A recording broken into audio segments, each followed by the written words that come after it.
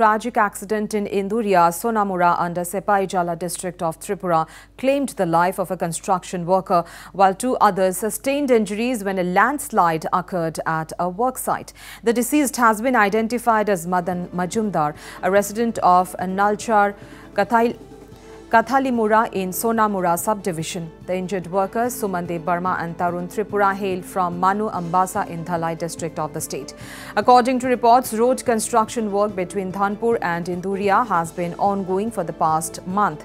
A total of 7 workers were engaged in building a box culvert when the incident occurred. Madan Majumdar was working on plastering the culvert wall when a sudden landslide buried him under the soil, resulting in his instant death.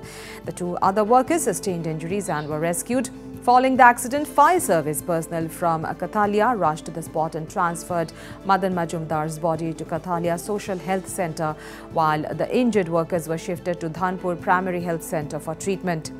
Authorities are now looking into the cause of the landslide and whether there were any lapses in safety measures at the construction site.